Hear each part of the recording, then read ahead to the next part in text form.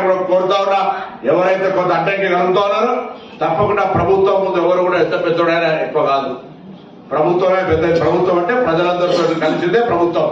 కాబట్టి అటువంటి వాళ్ళని ఏరువేతకు పక్కకు జరిపి శాంతి భద్రతల సమస్య రాకుండా ఈ ప్రక్రియను పూర్తి చేయమని రాష్ట్ర ప్రభుత్వం నుంచి ఆదేశాలు ఇస్తూ ఇటువంటి జాప్యం జరగకుండా వెంటనే చేయమని కూడా ఏమైనా సరే ఈ ప్రక్రియను పూర్తి చేసి అక్కడటువంటి అందరి పోజగుట్టలో చాలా కాలంగా ఇబ్బంది పడుతున్నారు. ప్రారంభమైనది పూర్తి కాదు. ఇయ్యారు ఇద్దరు మీకు అనుమానం ఉంటే మీరు కూడా స్లాబులు పడినాయి. తొందర పని చేయమని చెప్పిన పేమెంట్ ఇప్పిస్తాం. తొందర మీరు ఇళ్లలో పోవాలి. अनिल भाई अभी पूरा घर खत्म नहीं हुआ, तन्ना भी अभी मत जाओ, थोड़े दिन के बाद दसरे के बाद जाओ. అందుకే తప్పకుండా మీ అందరికీ శుభాకాంక్షలు, అభినందనలు. మీ అందరూ కూడా ఇలా పట్టాలు తీసుకొని పోయి భోజనం కూడలో ఉన్నటువంటి మిగతా వాళ్ళందరికీ కొద్ది అవగాహన కల్పించే కార్యక్రమం తీసుకుంటారు. మీ అవ్వలందరూ కూడా హృదయపూర్వకంగా నమస్కారం చెప్తున్నారు.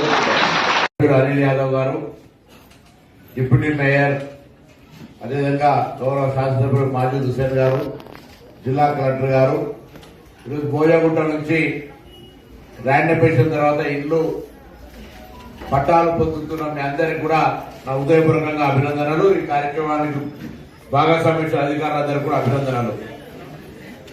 ఇప్పుడే ఇళ్ల పట్టాలకు సంబంధించి మనం ర్యాండమైజేషన్ అంటే ఒక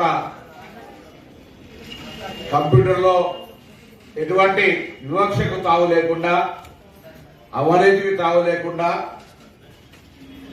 వారి అర్హతను బట్టి, వయసును బట్టి, ఫిజికల్ హ్యాండిక్యాప్ కేటగిరీని బట్టి ఆ ఇళ్ల కేటాయింపు జరిగింది. ఇప్పుడు మరొక మోడల్ గా పుష్ప ఇల్లు చూడగానే తనకు గ్రౌండ్ ఫ్లోర్ వచ్చిందనగానే ఆ సోదరిలోని ముఖం లోపల ఎంతో కలగనుండేది. అట్లే కమలమ్మ ఈరోజు ఇప్పుడే మాజీ హుసేన్ గారు చెప్పినారు, భోజగుట్టకు సంబంధించి ఇక్కడికి వచ్చి ఈరోజు ఇంటి పొందుతారు మీరంతా. మిగతా వాళ్ళందరికీ అక్కడ ఉన్న వాళ్ళకి అవగాహన కల్పించి ప్రభుత్వం బాధ్యత.